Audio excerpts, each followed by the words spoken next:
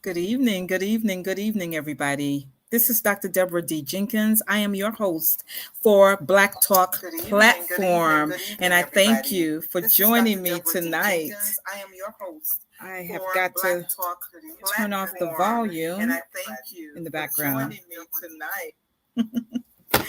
Thank you all for joining me tonight for this special episode. It's special to me. Hello, hello. Thank you all for being such faithful viewers. Hey, Roman. Hey, Juanita. Shalom, shalom, shalom. I'm glad you're both here. Invite your family, invite your friends wherever they are in the United States. This is specifically for those of us in the United States. It is, in my opinion, not meant or intended to be controversial. However, I know it will be, because as has been my modus operandi all of my life, but in particular as an adult, I do not fall in line. I do not toe the line. I do not do speaking points to appease the majority. I believe that I am one called by God, the Most High God, to speak truth to power, wherever that power may be, and to speak up for those who have been marginalized or oppressed or in any way treated unfairly, where I have voice to do so.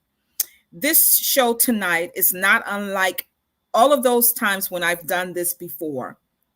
Interestingly enough, this morning in a memory on Facebook, it was a little funny video that live that I had done back in 2017. I was headed to meet a friend for lunch, and you all are familiar with that friend because she has been on this platform several times. So shout out to Miss Tandra Burkett, my sister friend. We were having lunch that day, and I was talking about my clothes. But what I was actually talking about was how I was at that time a board member in my community of one of 15 people who runs this huge community called Co-op City in the Northeast Bronx, and how much trouble I got into because I would not toe the line of the majority on that board, and they tried so desperately hard to make life miserable for me. But I was there to represent my neighbors, my fellow cooperators. I was not there to take from the system. I was not there to take from my neighbors. And a lot of improprieties happened, and I spoke up and out against them. And I've always been like that. So it was no wonder this morning when that memory popped up, because I knew that tonight's show would be controversial to some. And that is because there are far too many faith leaders who are willing to fall in line instead of looking out for the people to whom God has called us to serve, and in many cases lead. I'm not like that. I'm not calling any names. I'm just saying I'm not like that. People are hurting because of these vaccine mandates. People are hurting. And I'm not talking about those who are contracting the virus. I am talking about those who would dare to say, it is my decision whether or not I will get vaccinated now or ever. And under threat of losing their livelihood, many are acquiescing to the mandates, but many have vowed not to.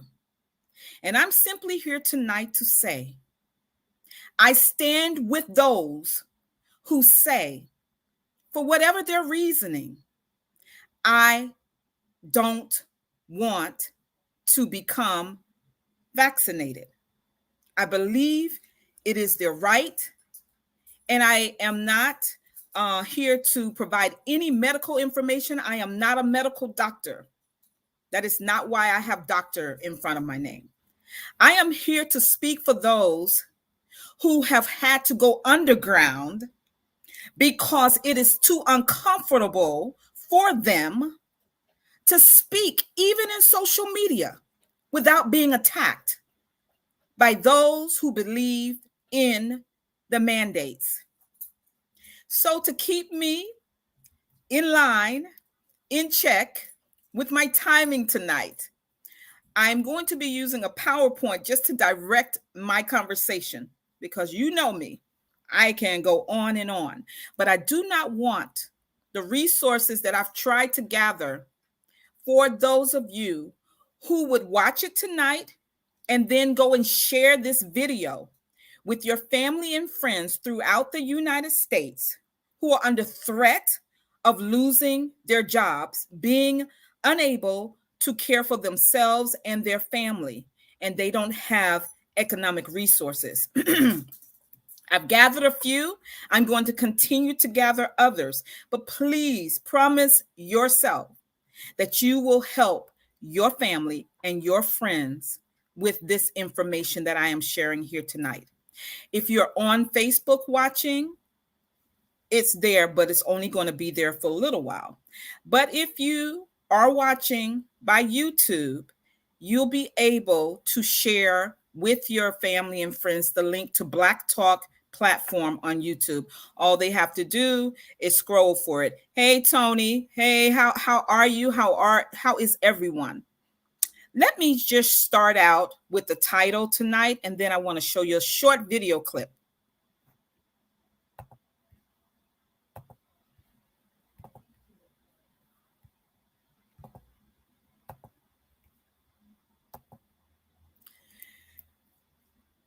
The economic impact of vaccine mandates, alternative solutions for those who will not get the vaccine under duress.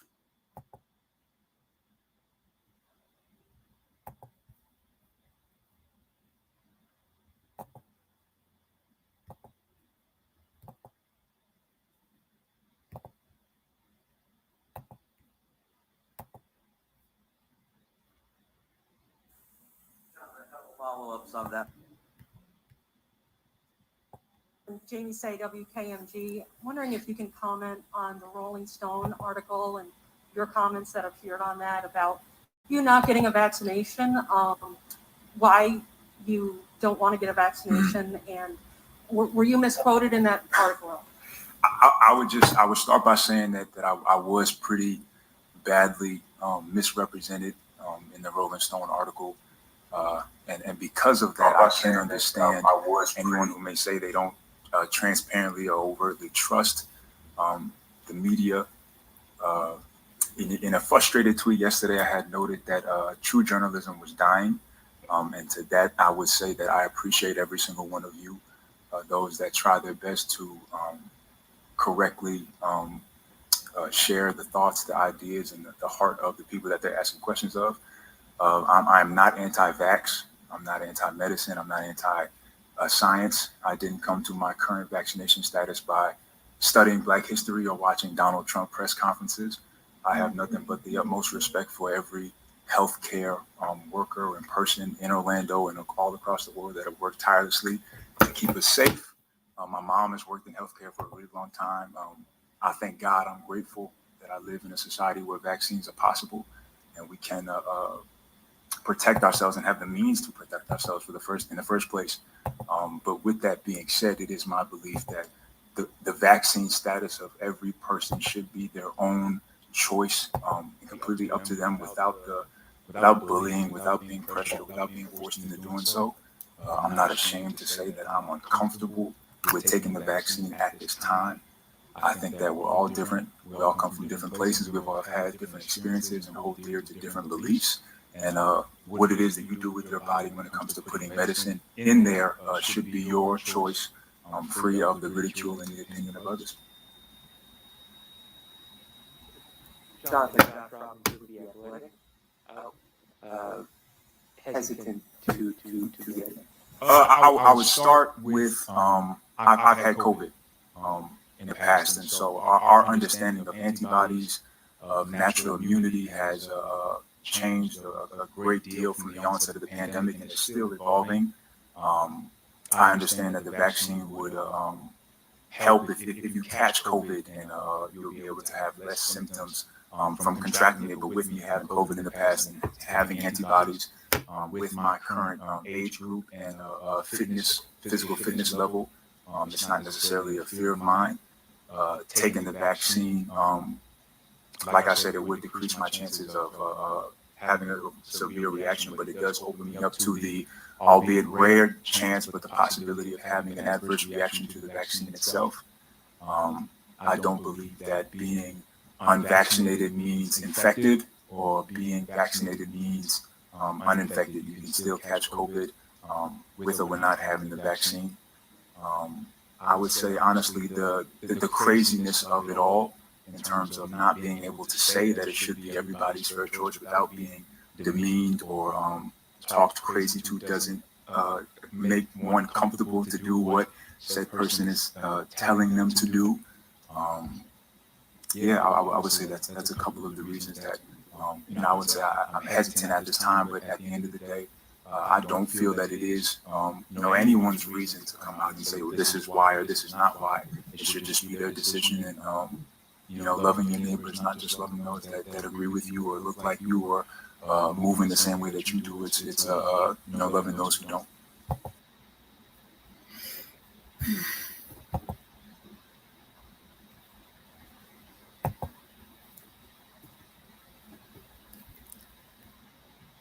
I thought Jonathan Isaacs of the Orlando Magic, I thought his comments perfectly summarized my own. They'll still find a way to go back to the Rolling Stone interview where he just clarified what he was intending to say, and still hold him to it, because he is not in lockstep with the primary messaging that is happening around the vaccine. For the purposes of this presentation, let me share my own personal position. If you know me at all, my decision of whether or not to become one of the millions, the many millions who have been vaccinated, would not stop me from standing up for those who are without voices. I mean, when I say underground, they are literally being pushed underground because of the treatment that they are receiving. People who say they are not going to be vaccinated.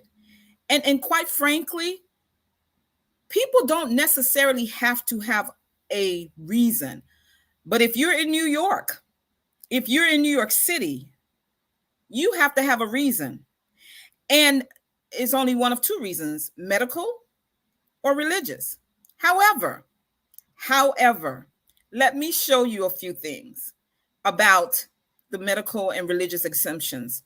Pretty much they're saying that. And I would just say that's probably for legal reasons that they're saying it's available. But in many cases, boldly, when I say they, the government, governmental leadership in the state and in the city of New York, pretty much you can't be exempt unless they tell you you can't be. So let me show you. You're right, Tony. They won't even respect that. And let's sort of get into it.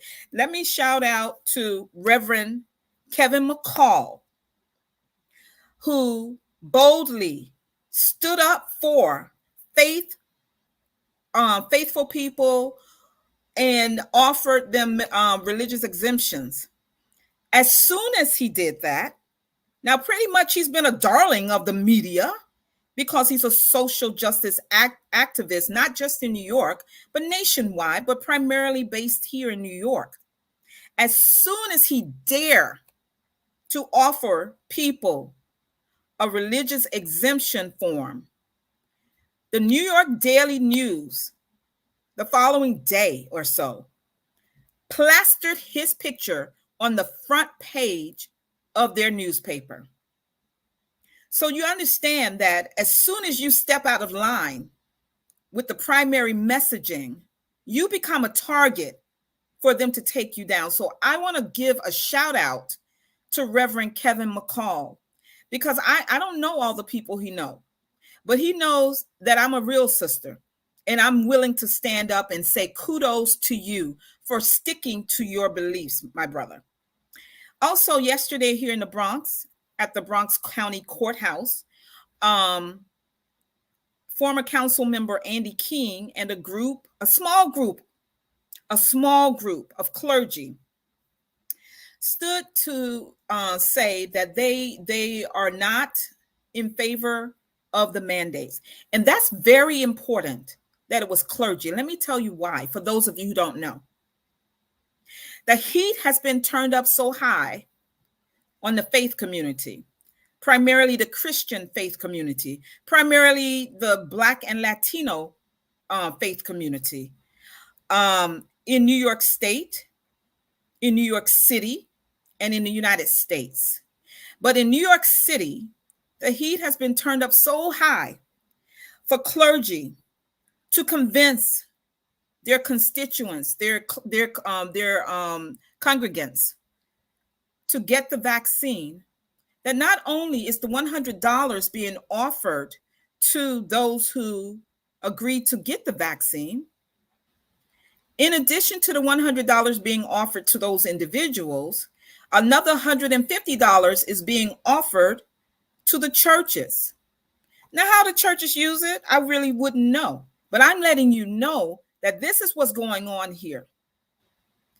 And this is with all due respect to every other faith that may have some objections to becoming vaccinated, and for religious reasons, they would determine that they would not. It is interesting to me personally that in 2019, when there was a measles outbreak in New York State, I followed the crumbs. The crumbs led up to Rockland County. How do I know? And how did I know to follow the crumbs? It wasn't just investigative purely.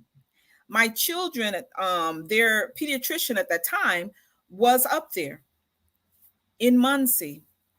I followed the crumbs, and the outbreak started up there. And so what did the medical community do in New York State? They tried to convince everybody to make sure that their children were vaccinated against the measles, and that if they had lapsed, to get them up to date, no problem, fine, because it really was a huge outbreak. If you recall, in New York State, the outbreak, again, and it started in the Hasidic or the Orthodox community up there. If you recall, and if I'm wrong, somebody correct me in the chat, but I've done my homework.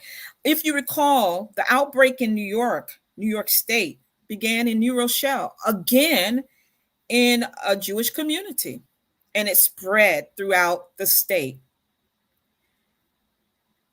I am not the smartest person around, but I'm pretty astute in a lot of areas.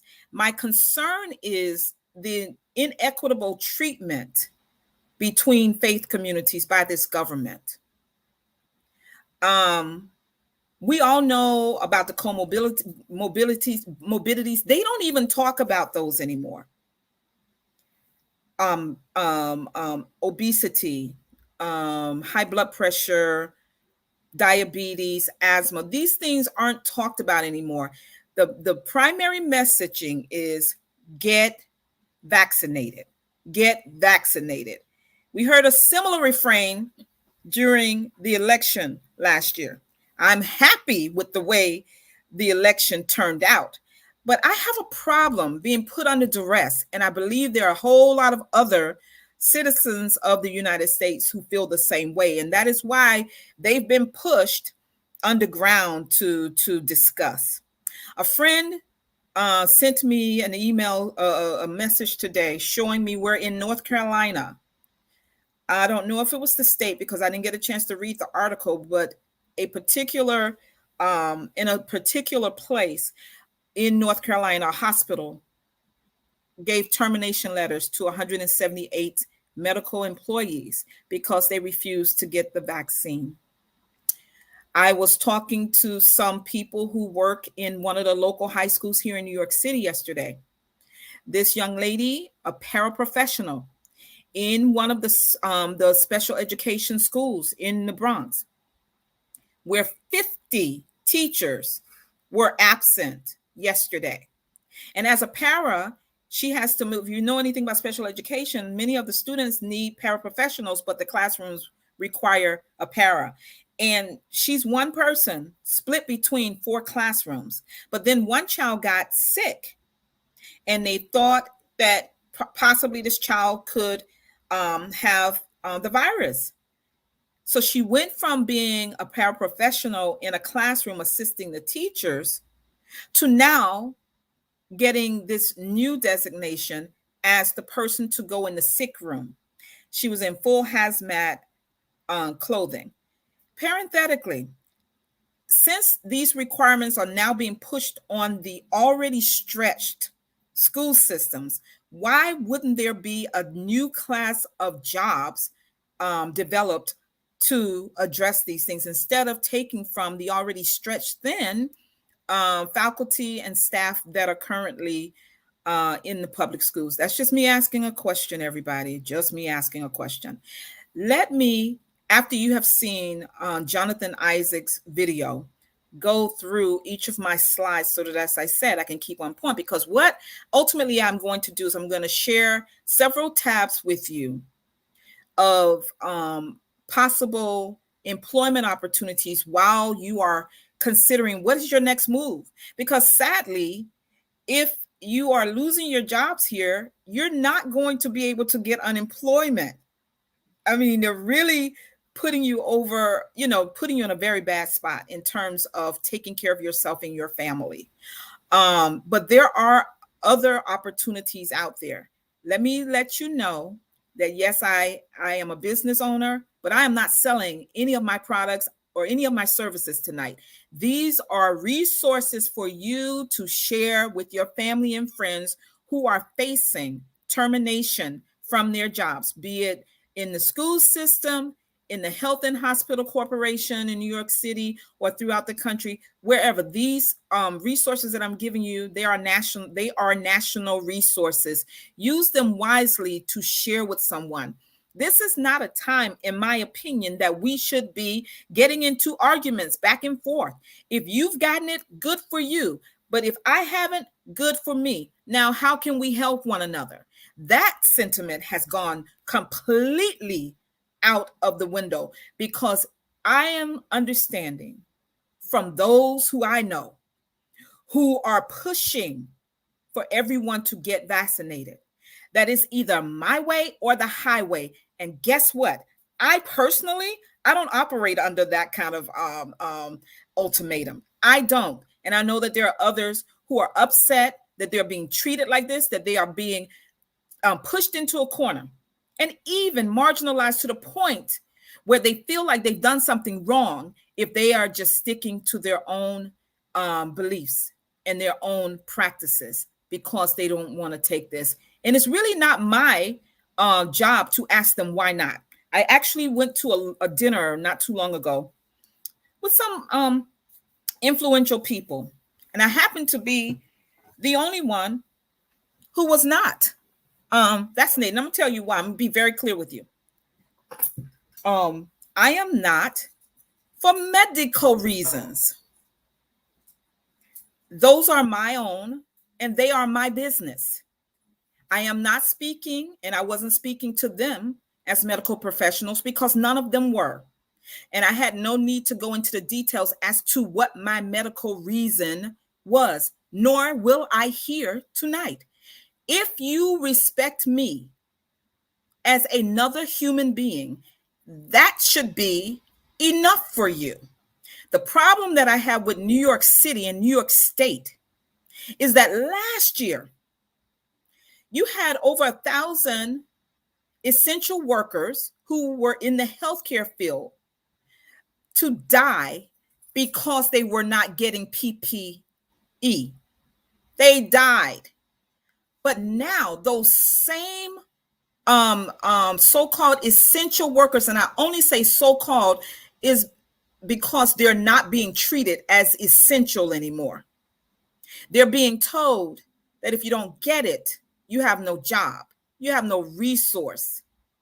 And there is no thought being given to the thousands and thousands of people who will no longer be able to take care of themselves and their family. And if there are faith leaders of the Christian persuasion who do not have empathy for those people, I feel sorry for you.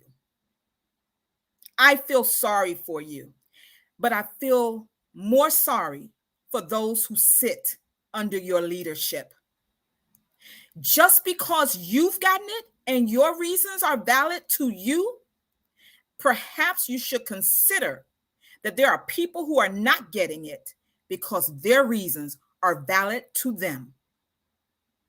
I could go on and on with all the stories that people share with me literally on a daily basis. It is mind-blowing.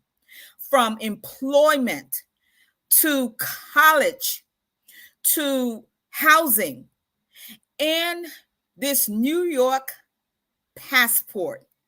It is so interesting to me. So interesting to me that the city that touts itself as being at the crossroads for all humanity, the one that welcomes everybody in, is actually telling people who pay taxes here in New York City. Don't forget that we do pay taxes. We pay taxes for big corporations, for restaurants to have their businesses here, to the arenas. We pay taxes so that they can exist in our city. But we're being told that we're not welcome there because we're unvaccinated.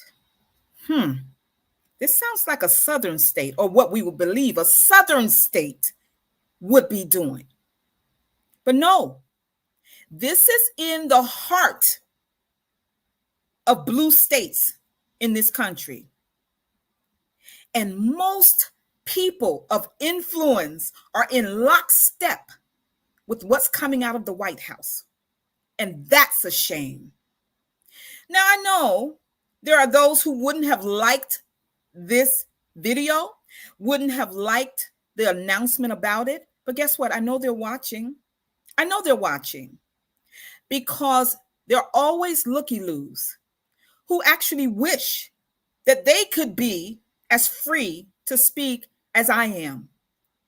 And they go to bed with knots in their stomach every night, knowing that they are not serving God's people well. And it's a shame. It is a shame. There are people in our congregations who don't actually believe the way we teach. But nevertheless, we continue to serve them authentically. But on this issue alone, we are drawing wedges between them, but it's led by government. It's not led by faith. Our faith is supposed to inform elected officials. They're not supposed to tell us. We're supposed to provide the guidance because we're the people of faith. There are many teachers who are retiring early because they're being told, of course, as of now, that if they don't get it the first shot by Friday, they're going to be pulled out of the classroom and they'll be on the payroll. So guess what they can't do? They can't go and work because they're still on the payroll. And their unions are saying that they are fine with this new arrangement. And I'm not a teacher in the teachers union, so I really don't know how the teachers feel about it. But in terms of their representation, I really don't know. But anyway, let me go through my slides. I have stuff to say about my slides, so let me go and share some more. I see you, Tony. I see all of you. You know, it is very divisive. It's very divisive, Tandra. And it's sad. I think I'm holding back some tears because I feel so badly for so many people. So let me go through my slides that I put together for you. So let's look at the definition of a vaccine, the CDC's definition of vaccine. So the CDC's definition was that a vaccine is a product that stimulates a person's immune system to produce immunity to a specific disease. Do I need to read that again? That was the former definition used by the CDC. But the CDC's definition now is a vaccine is a preparation that is used to stimulate the body's immune response against diseases.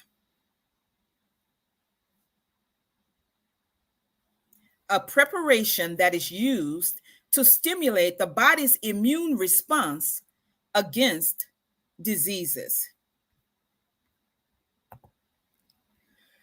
Can we stop there for a moment? Can we stop there for a moment? Is no one curious as to why the CDC would change their definition of vaccine? Could it possibly be that though we are constantly being told that these breakthrough cases are less than 1%, I don't know about anybody else, but if I have family and friends who get a breakthrough case and they die as a result of it, their lives meant something to me. But everything I've read has minimized the lives of those who die from breakthrough cases. That's shameful. That's shameful. Because if we are a nation of people who believe that all lives matter, then why not that 1% of breakthrough cases who have lost their lives to the virus?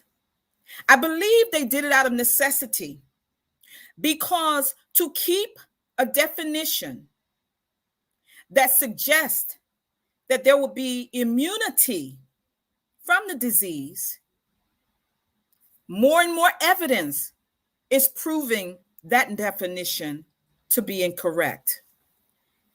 And as Jonathan Isaac said, there are true journalists out there, and then there are those who are not. And I have to agree with him. That's why Tony Lindsay and I always talk about you have to really support independent Black media. It's critical at a time like this. It is critical at a time like this. I'm going to give you an example. In order for me to have seen a true interview over the Haitian crisis last week at the border down in Del Rio, Texas, I had to go and watch the BBC to see a sister who was speaking truth to power about it. Meanwhile, there was an interview being done by a Black journalist on MSNBC with Secretary Mayorkas, and she is a Black journalist. She never asked him, not once, about the Border Patrol agents on the horses whipping the Haitians. She never once asked about it. She never once did. I had to go over to the BBC to hear a Haitian American speak truth to power to the administration. Shameful. Shameful. I'm going to take your questions in a minute. I've just gotten ahead of myself because I'm a little behind now. That was one slide. You all can take from it what you want about the definition change, but I needed to let you know that they changed up the definition on us. Let's go back to it. See what else I have over there. All right. Next slide. So I already sort of started by talking about the silence being deafening from the faith community. I put this quote from Dietrich Bonhoeffer because just by chance that Tandra and I are not the only ones who have gone to seminary and are watching tonight, I wanted you all to know that many seminarians hear this quote from Dietrich Bonhoeffer. And it basically, he says, I shall have no right to take part in the restoration of Christian life in Germany after the war unless I share the trials of this time with my people.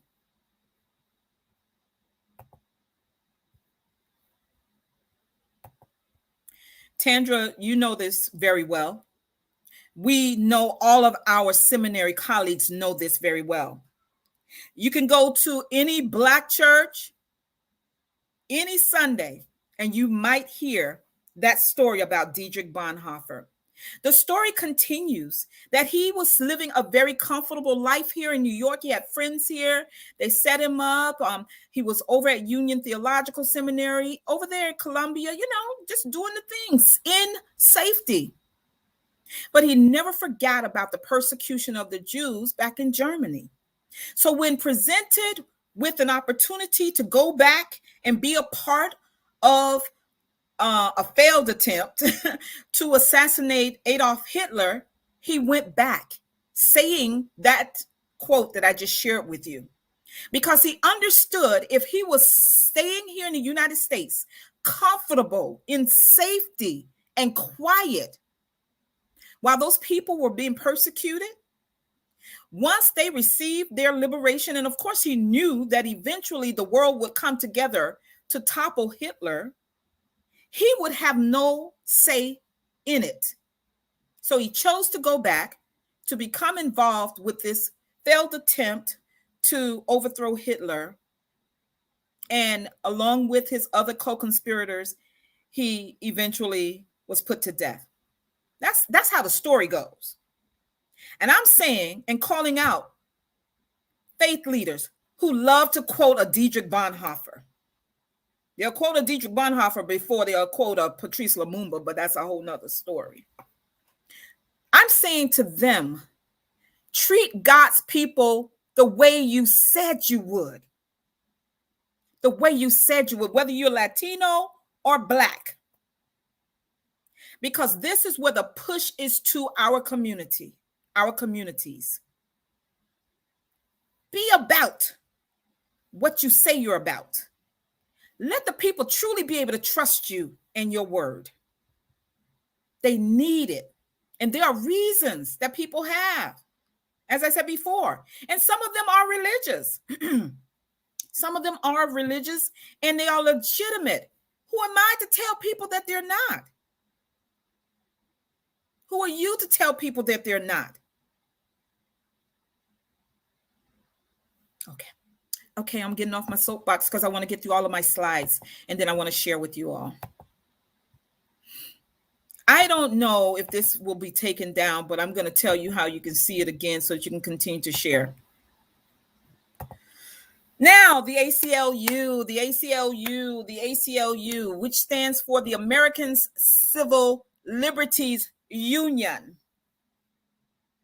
It has for a very long time been a bastion of civil liberties.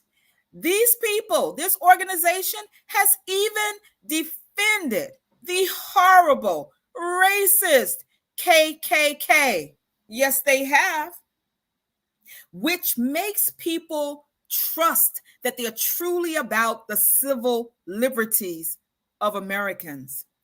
In 2008, the ACLU published a comprehensive report on pandemics, which had one primary purpose, and that primary purpose was to denounce as dangerous and unnecessary attempts by the state to mandate, coerce, and control in the name of protecting the public from pandemics. This was in 2008. They went on to explain that their report examined the relationship between civil liberties and public health in contemporary U.S. pandemic planning and make a series of recommendations for developing a more effective civil liberties-friendly approach. And its key warning in the report was that not all public health interventions have been benign or beneficial. However, too often, Fears aroused by diseases and epidemics have encouraged abuses of state power. Atrocities, large and small, have been committed in the name of protecting the public's health. Wow. That was in 2008. Let's fast forward to 2021. The ACLU's position today is, in fact, far from compromising civil liberties, vaccine mandates actually further civil liberties. They protect the most vulnerable among us, including people with disabilities and fragile immune systems, children too young to be vaccinated, and communities of color hit hard by the disease.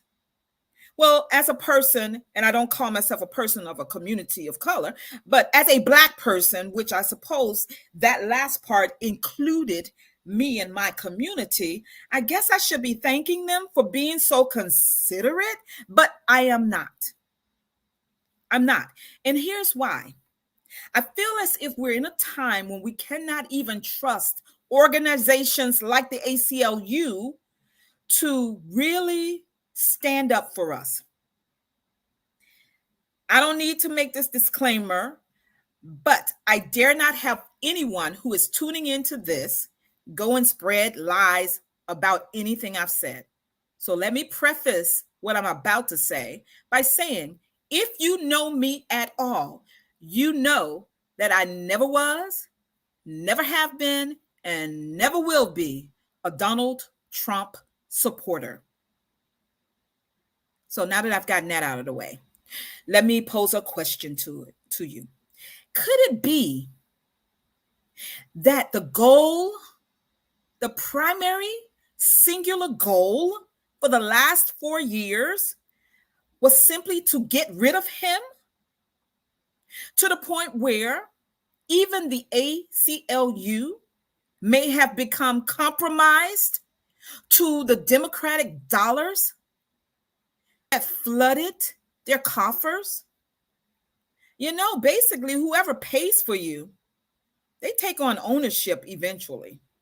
And your position as an authentic voice is lessened. This is just a supposition, something for you to think about, because certainly I have been. Now, this is a very good point at which I will share a statement sent to me by Shavana Newsom. I'm going to get to your questions in a minute, but I do want to share with you from Sister Shavani Newsom. I like her a lot.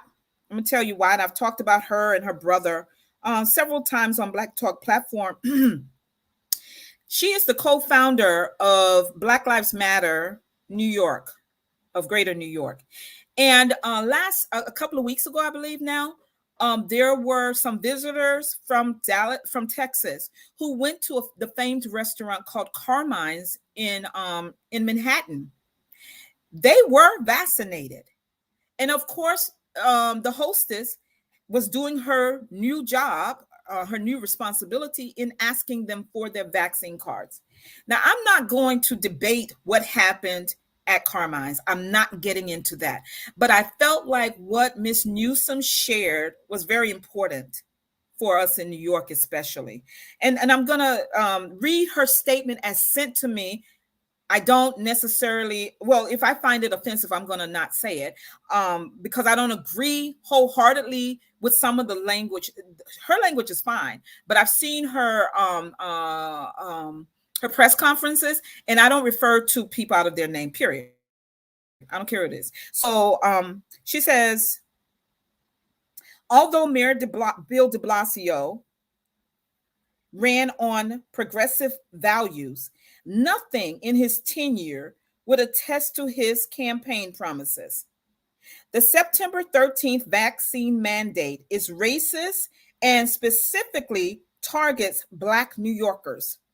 The vaccination passports are modern day freedom papers, which limits the free will of Black people. Since the COVID crisis, de Blasio has failed to protect New York's most vulnerable. The 2020 implementation of social distancing and mask requirements resulted in Black New Yorkers being brutalized and arrested while their white neighbors received masks and refreshments. In Co-op City, we were flooded with PPE. But I always say those type of things because New York City is very diverse, very, very diverse. Miss Newsom does a lot of her work in some of the most vulnerable parts of New York. So if she's saying this was her experience. It was not mine in the area that I am in. We were flooded, I say. And if I had known that there was a drought in other areas, I would have definitely have shared in the areas she would have pointed out. The vaccination mandates infringes upon the civil liberties of the Black community. It's more than where we can dine or enjoy entertainment. It will result in income loss.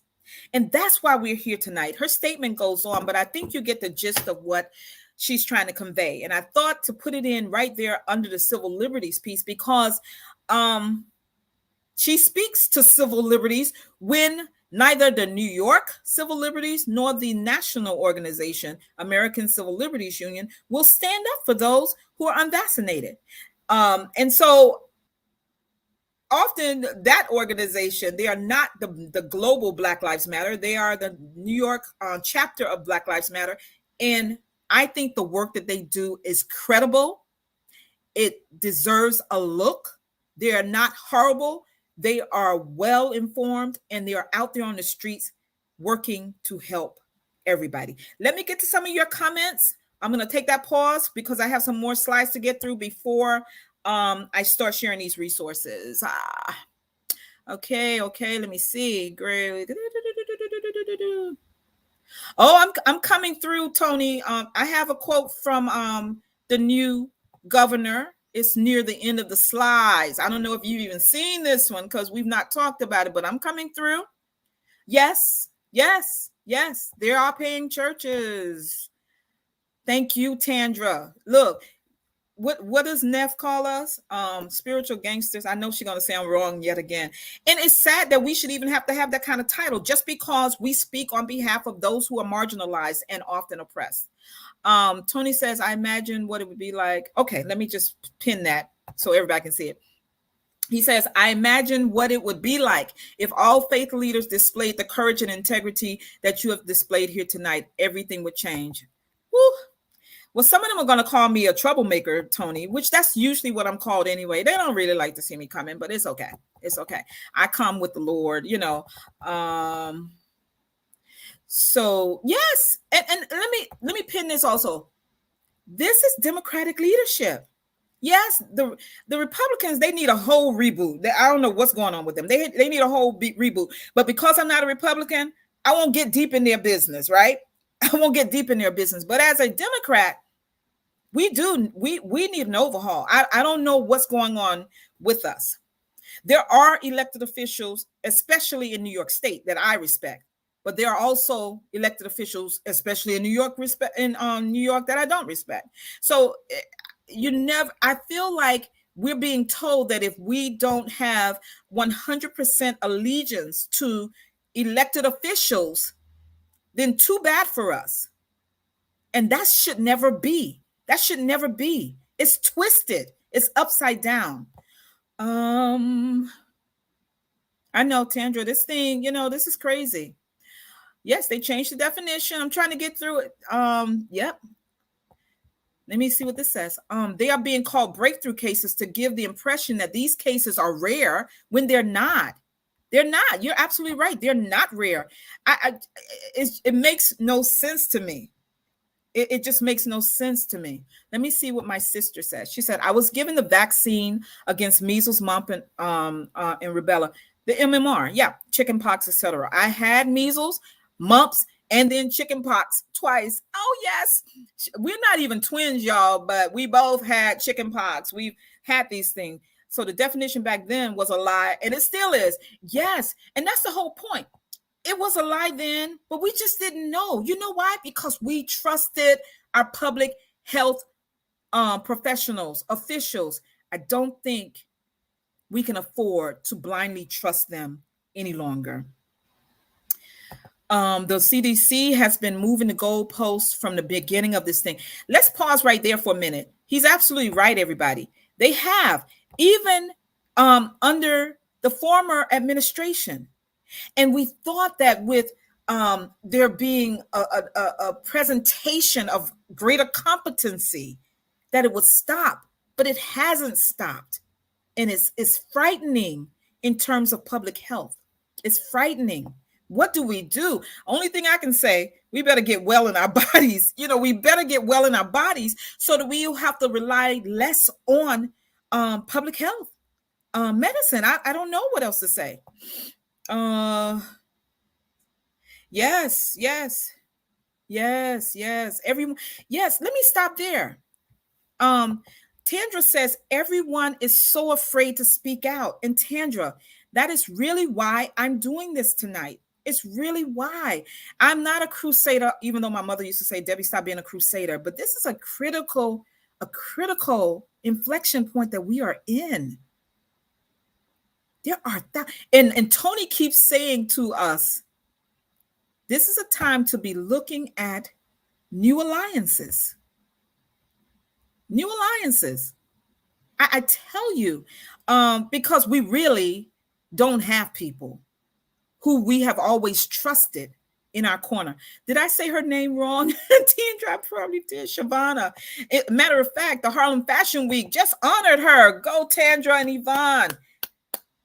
They were doing their show, and if you missed it, there might be some clips of it, but you don't want to miss season 9. Is that right, Tandra? That's coming up in February, I believe. But their theme this year was Black Lives Matter. It was, and she was one of the people that they honored, and awesome. Let's see what else is going on. I'll get back to our slides. Hey, Mary. What did Tony say? Bill de Blasio is the perfect example of what can happen when you give too much power to one person. If ever there was a time when the control of schools need to be taken out of the hands of the mayor, it is in these times right now. I have no idea how the next mayor will handle the school. I'm pretty sure he will not, because there are 2 candidates, right? Give up control. There's something about this power.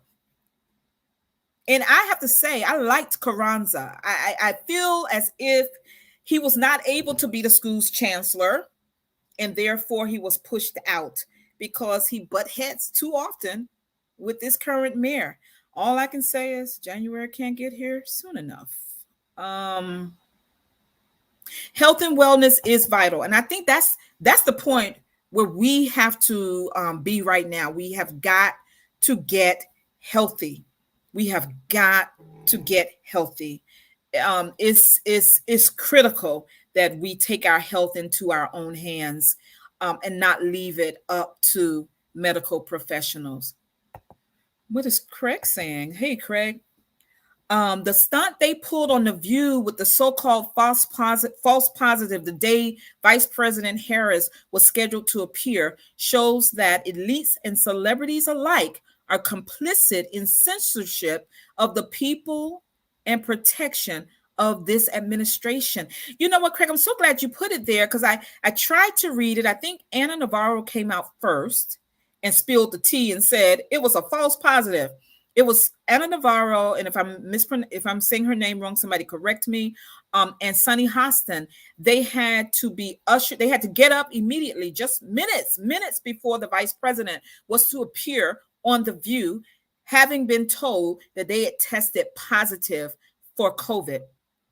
Incidentally, if that were the case, they would have been 2 cases of breakthrough cases because they were vaccinated, I believe. And correct me if I'm wrong, Craig, or anyone for that matter. We're sitting back acting like we'll be fine because de Blasio, I told y'all I don't call people out of their names, only has a couple of months left, but he can do major damage in that time. We must not be acquiescent. He most definitely can. He most definitely can. There's Neff. What are you saying, girl? We better get in control of our health because they done fired all that blang healthcare workers, girl. Yes, absolutely. Absolutely. So I pretty much okay, they were vaccinated. Okay. Thank you for letting me know. And the they were vaccinated refers to Sonny Hostin and Anna Navarro. Did I get that was right? Okay. All right. So look, it's they were breakthrough cases, or at least they have been told that they were breakthrough cases. Craig, tell us a little bit more about the stunt because I'm really not sure. What were Sonny and Anna, were they against the mandates? Tell me what it was, because I really have not paid enough attention to that. I am drawing near and I haven't given you all resources yet, but I do have the slide. So let me go through the slides and I will do less talking because I sort of want to stay as close to this 1 hour as possible, having left you with these resources for yourselves or to share with your family and friend. So enough of the ACLU because I'm a little tight with them right now. And just tight means upset because I had someone ask me the other day, what did tight mean? Okay, so I put this up about the question of what misinformation is. The dictionary defines it as false or inaccurate information, especially that which is deliberately intended to deceive. So what we found is that many in the medical field, many doctors, many public health specialists, many virologists, many scientists are being labeled as those who spread misinformation. I have mentioned to you all before, and I'm going to mention him again because I really would like to have you all go and look him up. Dr. Joseph Mercola, Mercola. He has been labeled as the #1 spreader of misinformation. I cannot share with you any of the information that he shares because I really would like to see this video not be flagged. But I want to give you enough information for you to do your own research. So does this become a subjective definition when we have a clear definition that it is a false or inaccurate information, especially that which is deliberately intended to deceive? How does one determine that someone is deliberately intending to deceive another? It becomes subjective. Can we say that subjectively the CDC changed its definition of vaccine?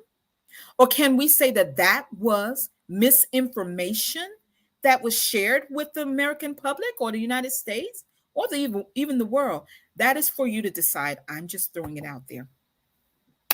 I've already big upped Reverend Kevin McCall in his fight to help those who believe sincerely that there are religious reasons that they have for not getting the vaccine. Well. Yesterday, at the press conference held by former council member Andy King, it was shared, and I went and I verified it, but he did share this right here. And this is a quote from The Gothamist. So you can take this quote and look it up for yourself just to verify. It says, de Blasio has said the religious exemptions would also be limited to 2 well-established religions, Christian Science and Jehovah's Witnesses, that they have a history on this of a religious opposition. The mayor warned those exemptions would be rare. I take personal exception to only these 2 groups, allegedly, those which have been publicized, being those who he's willing to take religious exemption requests from. And let me tell you why. Being born and raised in the Baptist tradition, one of the most attractive things about being in the Baptist tradition is that we are independent bodies, which means that you might have one Baptist church here and one Baptist church there, but the way they operate dogmatically is entirely different. So who is the mayor? I don't believe he's of an ecclesiastical order himself. I don't know that the city has an ecclesiastical body. To be sure, many city agencies, such as the fire department and the NYPD, has their own chaplains. But if the city, the mayor's office, has an ecclesiastical body, how then would they determine if they are not themselves Christian Scientists or Jehovah's Witnesses to exclude all other requests for religious exemptions? Everyone should be outraged by this. But guess what? It gets better, because the governor has also dipped her feet into the religious order. I feel that there's a slippery slope between faith and politics. Here's a book that will be unfamiliar to many. It's Second Maccabees, which suggests there's a First Maccabees. Yes. Second Maccabees, chapter 5. If only it were taught in Christian churches. That's another story also. But I encourage you to go look it up. It's available to you on the interwebs, on the internet. Just Google Second Maccabees chapter 5. It's a fascinating story, and it will speak to what is going on right now at the hands of many faith leaders. Well, back to Governor Kathy Hochul. This past Sunday, September 26th, while visiting Christian Cultural Center in Brooklyn under the leadership of Reverend A.R. Bernard, this is what New York State's governor shared with the people of God at that congregation. She says, yes, I know you're vaccinated. They're the smart ones. But you know, there are people out there who aren't listening to God and what God wants. You know this. You know who they are, Hochul said. I need you to be my apostles. I need you to go out and talk about it and say, we owe this to each other. We love each other, she continued. Jesus taught us to love one another. And how do you show that love? But to care about each other enough to say, please get vaccinated because I love you. I want you to live. Finally, a brother posted this on his Facebook just about 30 minutes before I came on here tonight, but I thought it was so apropos. Being oppressed means the absence of choice. Bell Hooks. Listen. Yes, she did. Yes, she did. She said it. How disrespectful is that indeed? What's more disrespectful is that there were no clergy censors. By now, this is Tuesday, and I don't know this. I'm just telling you the name of the church. it's pastor. And like I just said about Baptist, I don't know how things go at CCC. But by now, there should be such an uproar from within the Christian community that she should be apologizing to us. Now, let me ask you a question. If they're to be her apostles, does that mean she's elevating herself up to the level of I don't know. What does that mean? What does that mean? Can somebody help me? What does that mean? Her asking disciples of Jesus Christ to be her apostles, her apostles. What does that mean? Thank you. Maybe we should do a letter writing campaign, Deacon Juanita, and not just the two of us. Everybody should be appalled by her saying that. I'm don't get me started. Don't get me started. Trying to calm down and keep it. Is she Jesus Christ? We must be her apostles. What pastor would allow such nonsense to be uttered in their church? This was at the Christian Cultural Center. No. Oh, Prophet, what do you mean, Mary, about Prophet Jordan? Tell me, because I'm not sure what you mean there. The people who got the jabs are the smart ones. That's what she said. So the ones who didn't take the jab are what? I guess not so smart. So it doesn't really matter if I have a medical condition. It doesn't matter if you have one. It doesn't matter if you have a religious reason, unless you're Jehovah's Witness or Christian Scientist. It just doesn't matter if you say, I don't want to get it, I'm not getting it. It doesn't matter. It doesn't matter.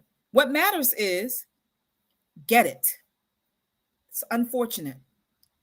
No. Oh, really? Okay, Mary. Okay, Mary is saying that I had the wrong pastor. She said it was, I'm not sure. Somebody please Google real quick for me, CCC, because I thought it was A.R. Bernard. I don't want to say the wrong name out here. I don't want to say the wrong name. But listen, let's get to the resources. Please share with your people. Is it going to be Fortune 500 jobs? Probably not. Because see, we're in a critical time here. They're literally taking your six-figure jobs as teachers with tenure and nurses and other medical professionals. They're taking your middle class status, your middle income, I'll say, your middle income status away from you because of your principles not aligning with theirs. I have a problem with that. And I'm sorry that more clergy don't have a problem with it. So let me just put these up there. Yes, thank you. I thought it was. I just wanted to make sure. CCC's pastor is indeed A.R. Bernard. I just want to make sure about that. Let me share these resources with you all because we have already gone 10 minutes over, but I need you to share these.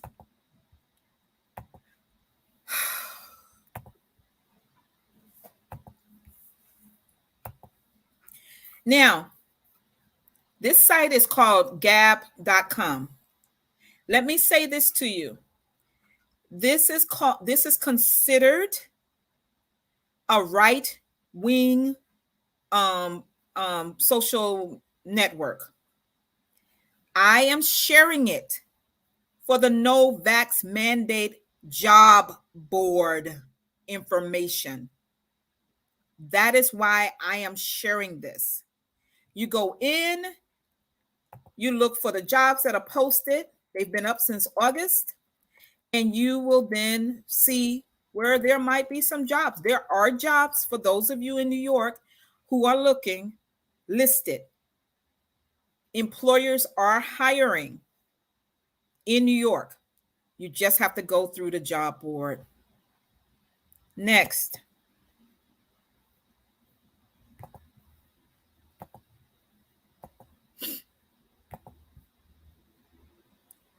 So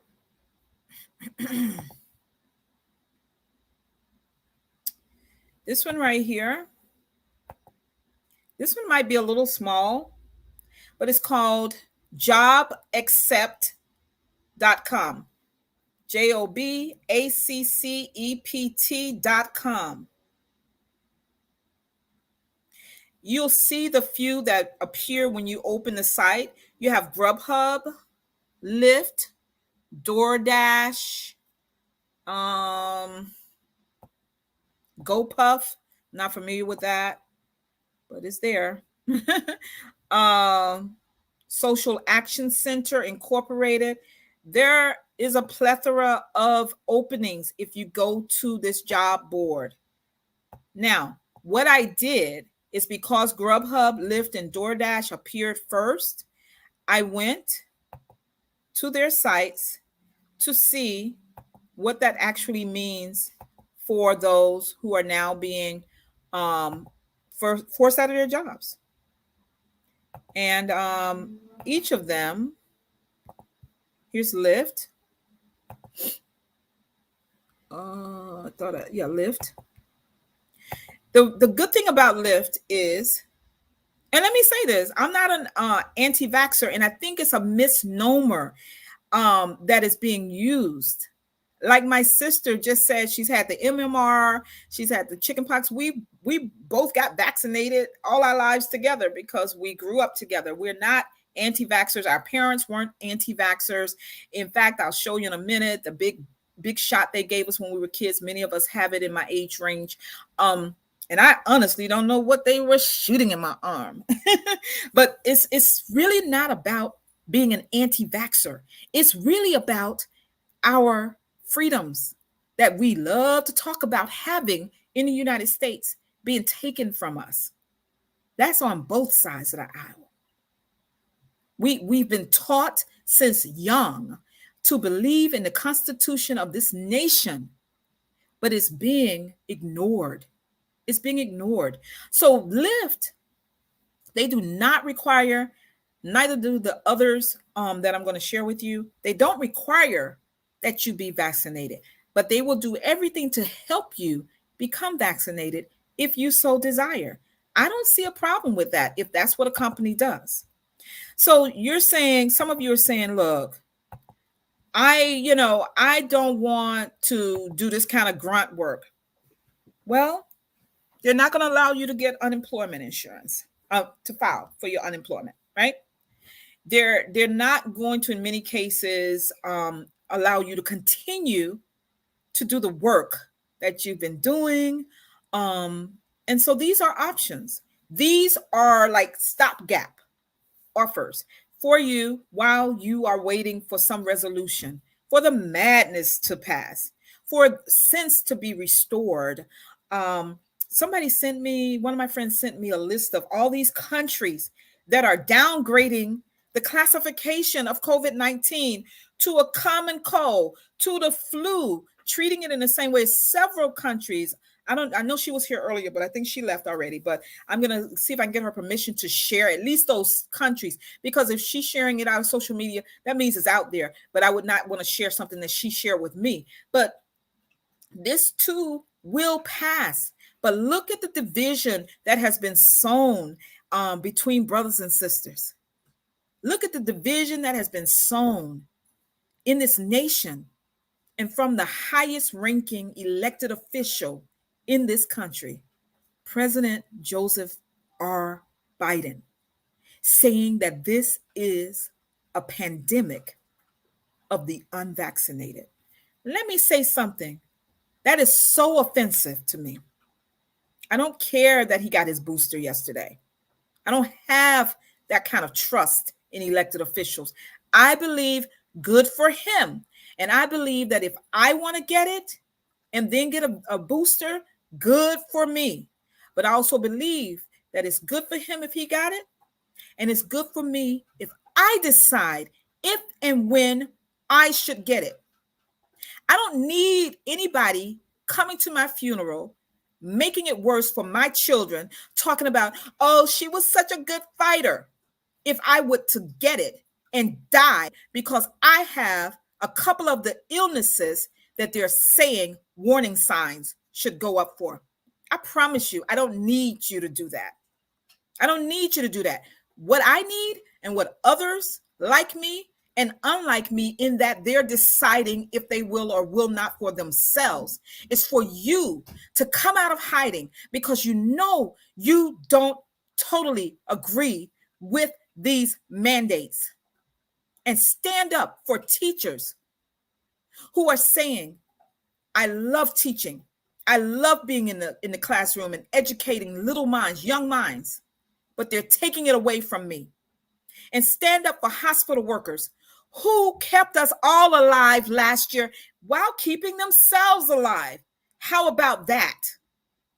I need you to come out and stand for something, because what you're showing all of us is that you are willing to stand with those who will dangle money in your face, rather than the legions of people who might start to burst out the walls of your churches. Maybe that's the angle. Looking for resources, food,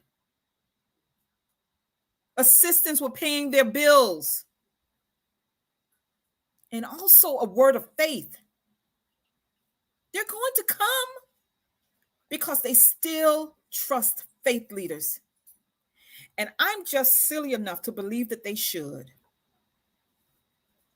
I think our focus should be placed on safety. I never had a problem with the mask. I never had a problem. I wear mine every day without even thinking about it. It was difficult at first because I never worked in a hospital where those are commonplace, right? It was difficult for many of us, if not all of us, to begin to wear a mask all the time. But we got used to it. We got used to it. Somebody tell me if you know. Another person I don't like, the governor up in North Dakota, no, I don't like her. She's bad news. But they had the Sturgis motorcycle thing about a month ago. Can anyone tell me if there was a big spreader of this virus after that Sturgis thing? Like Jonathan Isaac says, no one is taking into consideration the true nature of natural immunity. There is such a thing. But the only science that they're telling us to follow, the only science that they're telling us that matters, is get the vaccine. Who is old enough to remember back in April or May when the CDC said that if you are fully vaccinated, you don't have to socially distance and you don't have to wear your mask? Raise your hand if you remember that. Who remembers that? Also in May, I remember telling the Congregation of Faith at Work Christian Church that there are these things called breakthrough cases. Nobody was talking about it because those who were vaccinated were so happy not having to wear their mask anymore, not having to socially distance. Why? Because the CDC's definition of a vaccine was different at that time. We believed them. We have believed the science. Even last year, when this thing was much more of a moving target than it is now, we believed them. And the only language we heard constantly last year was we need to get to herd immunity. It went from 85% to 70%. I think it's back up at 80% now. I'm not really sure because it's still a moving target. But we're being told, follow the science. But only the science that we share with you. Because any other science, that ain't really science. That's just misinformation. Make it make sense. Make it make sense, somebody.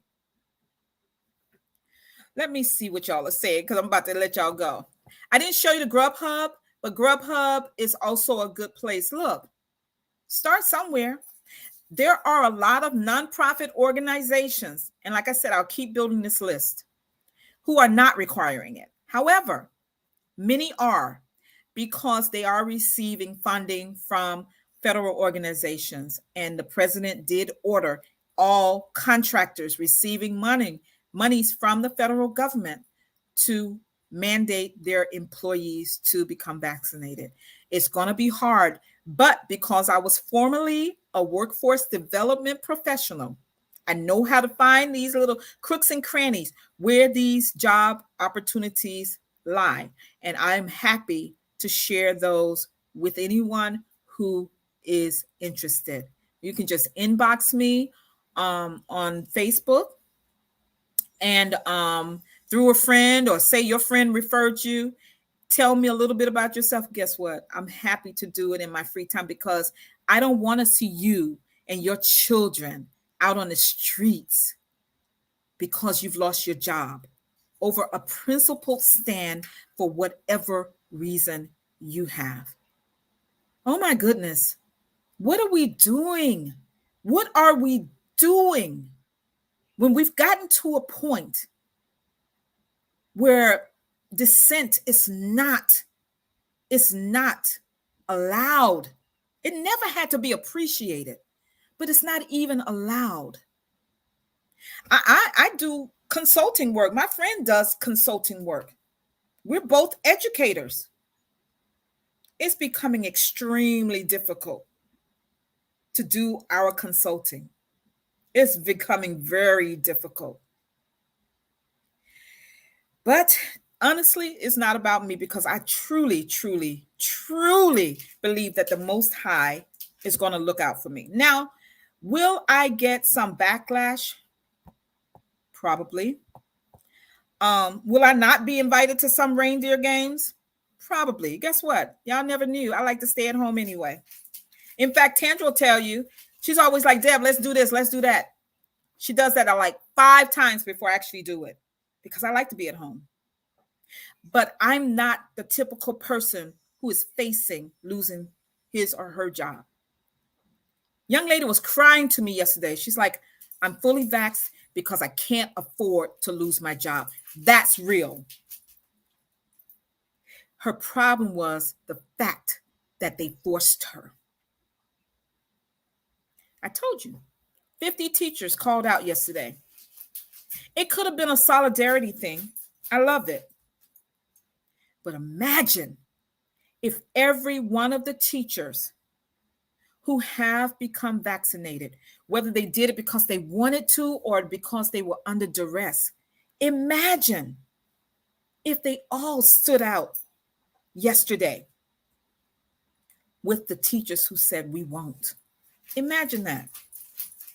What a mess. Well, look, I don't ever agree with the PBA president, not ever, in New York City. I never agree with him. But on this, he got it right. And the response from City Hall was, oh, okay. The officers don't have to. They don't have to get vaccinated, but they have to continue to submit to testing. That's the power of a union right there. That's the power of a union. This I agree with him on. Let me get to some of y'all's last questions before. Yes, Tandra, this is the thing right here. Y'all see that? Open your own business. Open your own. Look, here's my thing. I'm a big proponent of doing this and that. As a small church pastor, I've always had to do some consulting or take some type of adjunct position because I love teaching. I really do. I'm not an academic in terms of that is what I decided to be. I like teaching because, see, I know what we're up against out here. So I like being able to do that, whether it's public policy I'm teaching or a religious course. I love that. So that never bothered me. But small church pastors, we've always had to do a little bit more. But I've had my own business since 2000. So that's 21 years. Am I a millionaire? No. But I believe God for all good things. All good things I believe God for. And I always remind my children that his word assures us that he's never seen the righteous or his seed forsaken or seed begging bread. My daughter could probably say it better than me because I've drilled it into them. Psalm 37. Y'all go get it right over there. I've been young and I've been old. There you go. I've been young and I've been old, but I've never seen the righteous forsaken, nor his seed begging bread. I like to think that I operate righteously with everyone I meet, but especially as it relates to the Most High himself. And so I've never had my children to be in a position where they had to beg bread. But there are literally thousands upon thousands in this country who are about to be cast into that position simply because they won't acquiesce. Some will be able to survive it. Others will have to give up. But I want to be a resource for them. And that's just my new thing, I guess. People use labels. Yes, let me go back to that. And we're going to wrap it up. People use labels like anti-vaxxers as an excuse to dismiss information that can possibly challenge them to think. When you label people, it's easier to ignore them. Absolutely. Absolutely. Stop with this. Our lives cannot be only about being a Republican or a Democrat. We have to stop that. It's not serving any of us right now. Don't be fooled that only Trump supporters are against taking this vaccine. Stop it. It's just not true. It's not true. Tandra, we need to have a show about opening your businesses. Yes, Tony, this is good advice. Still apply for unemployment and let them deny you. Just like you let them fire you, and don't quit. Now, my understanding that the unions are getting ready to take, no, not the unions, the lawyers for I think it was 4,000 or 40,000. Somebody help me with that. I don't know the number.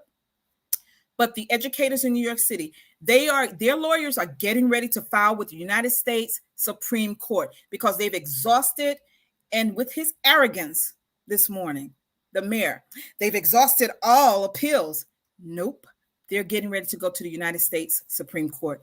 And I am hopeful that they, as constitutional lawyers, will not overlook the liberties that are being infringed upon for all these people. Black people, what? Black people, the answer is simple. Entrepreneurship and group economics. I'm so glad you said that. And let me slow down because I'm trying to rush to get us out of here. Can I say this about group economics? I love group economics. I love it. What I don't love is come December 26th, when it's time to celebrate Kwanzaa, you're going to see all the people who are quiet right now talking about Ujima. You're going to see that. And they lie. They lie.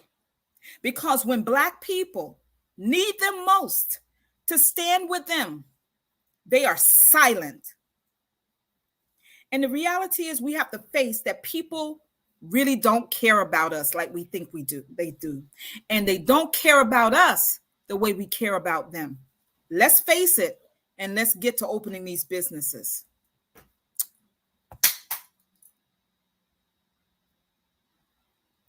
There were, Juanita, that's a great point. There were millions who died that did not have the vaccine. And what's more, there were probably millions or definitely hundreds of thousands. If there were millions who died, there certainly had to be hundreds of thousands and perhaps millions of medical employees who served those people who didn't die at the same time as them. Hospitals have been dealing with pandemics and viral infections forever. Why the force now? That's just me. That's just me saying that. I don't care either, Tony. I just said it. He said a B12 shot. Okay. I'm trying. I just didn't want to rush into, I didn't want to keep you all here too long. We should not be, there you go, Tandra. We should not be forced to choose between feeding our families and being vaccinated. You're absolutely right. You're absolutely right. And it's a shame. It is a shame that we are at this point. And it's not, I mean, let it be a lesser known southern state that is doing this. And it may be easier to believe, but this is New York. And while the Statue of Liberty doesn't mean anything to me and my people, because we didn't come over that way, we were forced over here, it still stands as what's supposed to be a symbol of liberty, freedom, and justice. But it's in this state where they're trouncing over even that symbolism and fallacy of liberty. Whew. People don't realize that many of the people who were coerced into taking the jab will have done it for nothing because they will soon lose their jobs. We forget that the mayor's current mandate and economic policies have crippled businesses. Many people will soon be laid off. You're absolutely right. And you know what makes it so bad?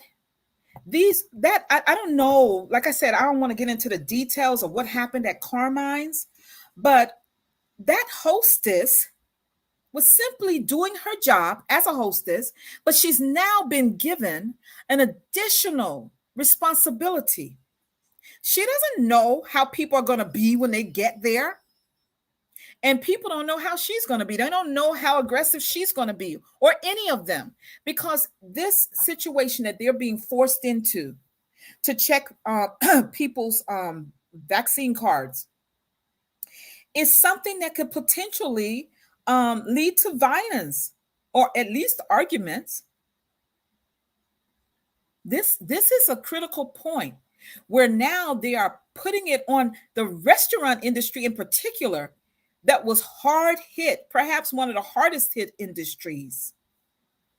Many of them already have security, but they need to heighten it now because they don't know what they're going to be faced with. If anyone knows the restaurant out in Brooklyn that refused to vaccinate people, she welcomed everyone into her restaurant. I would love to give her a shout out. It's somewhere in Brooklyn. She was one of the first. And there have been others who have defied this mandate by the mayor. And I love that. And be careful out there. I'm talking to Black people right now. Be careful when you're talking about fighting for justice if you can't see that the people who are saying they won't get vaccinated are fighting for their own justice and join in with them. I'm seeing a whole lot of people losing credibility, at least in my eyes, over this mandate. And it's a shame. It's a shame. Hey, I didn't think you were going to make it. And out of big, deep respect, I have to shout you out, Dr. Salisha. Dr. Salisha Thompson. She's done a show. We're supposed to be doing a show about our health from a health perspective. And I have to say kudos to my girl Tandra too, because she has been a resource for me and my sister in this very difficult time, and many other women. We are actively working to become healthier. I held up some of the things that Salisha and I had talked about. Look, it starts with health, guys. It starts with health. I'm trying to cover up the labels because I'm not sure if these are the best brands. And you, even with supplements, you have to check. This is my probiotics. Take them every day. You have to check what works for you. But Dr. Salisha is often talking about just getting healthy. She has a really great personal story herself. So maybe one day we'll actually be able to do it because she has a whole lot going on. Now, and let me talk about some industries. So while we talk about the restaurant industry having been hit hard, and they're just trying to get back. There was also another industry that we all take advantage of and without thinking, the entertainment industry. I mentioned before, I don't know, I think I was on a town hall with Tony and I don't know where I was, but we were talking about it. There are people who I follow religiously, like David Banner. I follow Brian Culberson. I follow Dave Cause and Mesa Leaks. These people, they found their little corner during the pandemic. They started doing free concerts. Howard Hewitt, a lot of them just started doing free concerts. And guess what? People are beating down doors to get to their live concerts now. They made it do what it do, right? And now they're able to go back. But if they're doing venues in New York, they have to be vaccinated. So now that everything is open back up for them, that's their decision. They can keep doing karaoke or they can get back out there. But those are decisions they have to make. And I respect their right to do it. I respect my right to not do it until I feel comfortable with doing it. Let me tell you all something. One more thing about the Department of Education, because New York City is all jacked up, if you ask me. So the children went back to school on the 13th, right? And so I was saying to my sister and others that I was so happy because I haven't received a report from the Situation Room. For those of you who don't know, the Situation Room was established by the mayor's office to advise parents of any known COVID positive cases in any of the school buildings in the 5 boroughs. I love it. I give him kudos for that. Look, giving credit where credit is due. Problem is, on September 9th was my last report. I said the children went back to school on September 13th. Why am I getting a case reported on the 9th? Who's at the school? Well, we know that the teachers had to go back and set up and all of that stuff, but there were no students. So they've been back in school for 2 weeks. 2 weeks, is that right? 2 weeks? Yes, 2 weeks. No situation reports. So I get an email from the principal saying that there have been delays in the Situation Room giving the reports. Aha.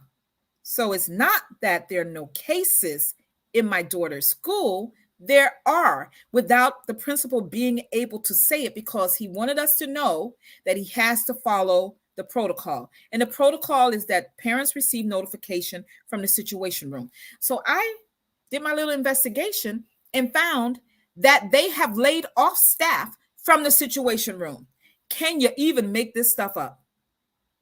How do you create a system, a procedure where the only office within the mayor's office that can share information about positive COVID cases comes from one place, the Situation Room, but you decide to lay people off? Make it make sense, somebody. Make it make sense. And also, I bet most of you don't know this, but it's in writing. So you know that they wanted to test unvaccinated students, but only if the parents gave consent. And so they were going to test them like every other week or every 2 weeks or something like that. And then one of the city councilmen, he's fighting against that. You got to do it more often. And the teachers union as well. Okay, you can test more often. That's fine. Then not only does he say, okay, he falls to the pressure of the principals union, I believe. We're going to test every week. So my daughter's school, they're beginning tomorrow. But here's the thing. Unvaccinated students, if they're found to be positive for COVID, guess what they don't have to do? They don't have to quarantine. Hello? What? Does that make sense to anybody? Am I the only one who finds that strange?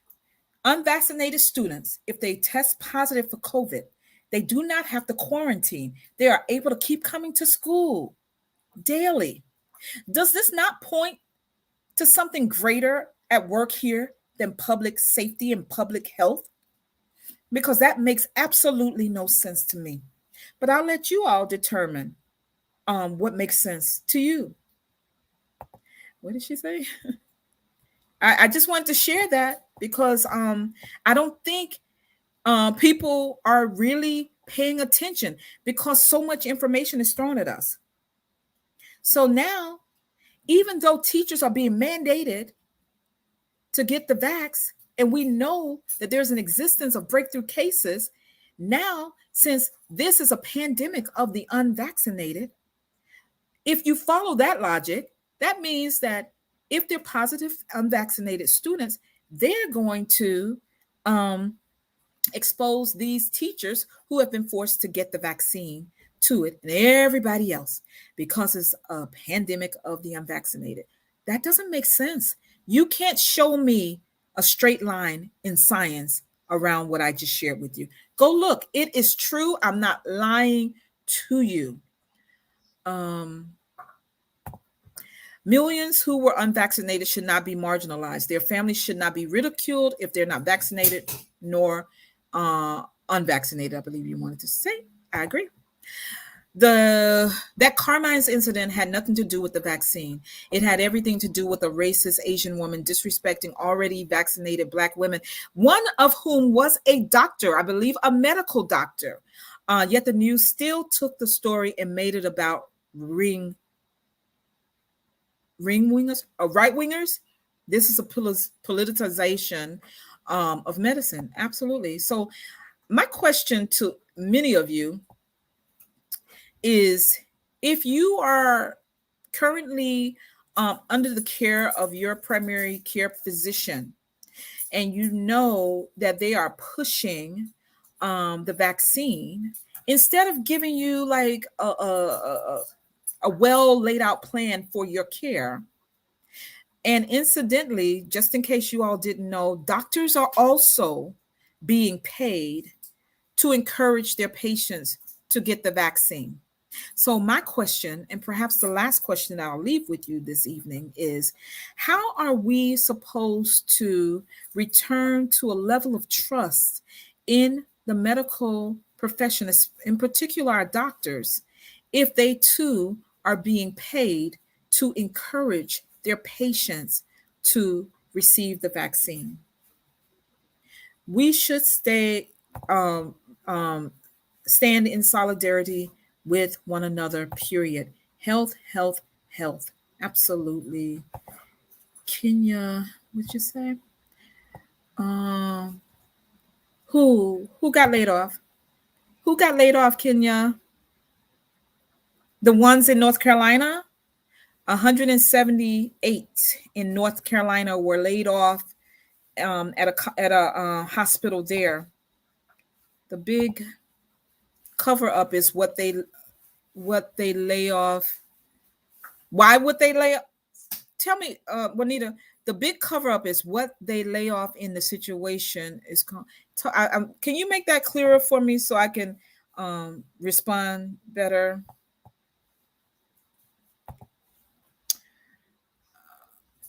Oh, the layoff.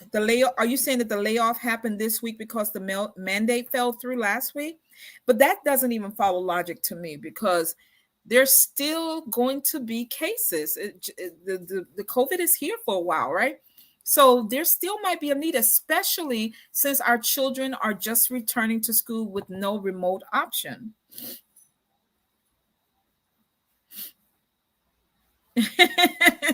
Look, Tony, look, man, I'm trying to keep my pressure down. Where is the question is, where's the money coming from? I believe it's coming from the federal government. I'm not positive. I'm really not. Pfizer paid out the largest criminal settlement in history for fraud involving corrupt advertisement of medicine, failing to report side effects, and bribing doctors. That's who we're trusting with this vaccine, FYI. And let me say, the former FDA chairperson, FDA director, I think that's might be the title, under 45. He left in 2019 or at the beginning of 2020. He is on MSNBC every day. And guess what he is? He is a Pfizer board member. Again, connect the dots, everybody. Connect the dots. Most major news outlets get their primary advertising revenue from pharmaceuticals. Connect the dots. Connect the dots. And then you'll see why this push. Yes, and this man, Scott, I'll put it in the chat later because I don't want to mess up names. I don't want to put his book, but he has a book, and they love him. They love him, but he sits on the board of Pfizer. That should be telling. That should be telling. Listen to what she's saying. They said there were only 67 classes today because they aren't closing schools anymore with cases. 67 was supposedly for the entire city. I'm going to reserve my opinion on that. I don't really believe them. I don't believe them. Oh, right. Here's her follow-up. She said there were 10 in her building alone. Yes. Half of the FDA's budget comes from pharmaceutical companies. And I think it was, I don't know who it was, so I won't name drop, but someone posted in their social media the other day, the FDA will not approve, don't even review natural supplements. They don't review it. But these pharmaceuticals, these medications, and just let me say, for all of you who think I'm maybe picking on Pfizer, I'm not picking on Pfizer.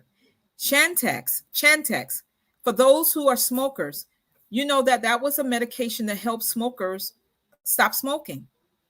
That was just pulled off the shelves because it contains a carcinogen.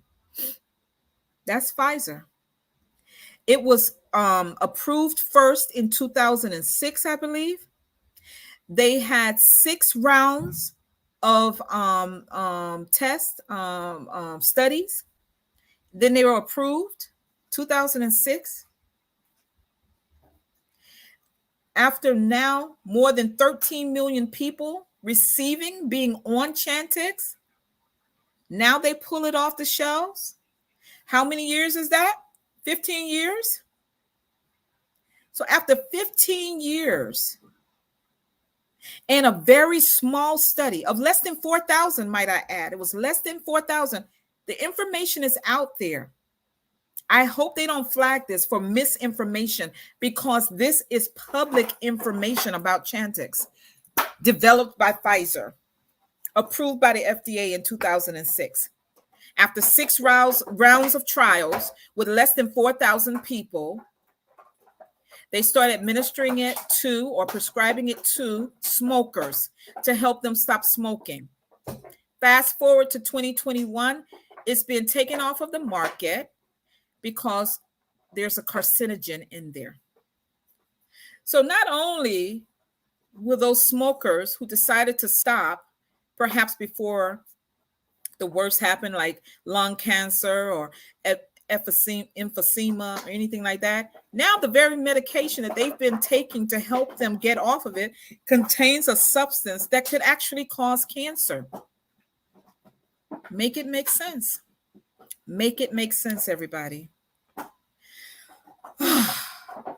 I'm exhausted.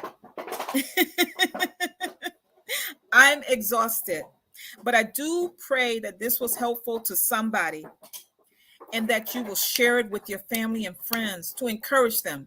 These may not be ideal jobs that I shared. They might not be ideal jobs that I shared. But while you're considering starting your business, you still have to have some income coming in for your family and yourself. Consider them, and let's see what happens with the Supreme Court, because if the New York case goes to the Supreme Court, that will have national implications. And I tell you what, at this time that we are in, we need something to go in the direction of liberty and justice for all. God bless you all. Have a good night.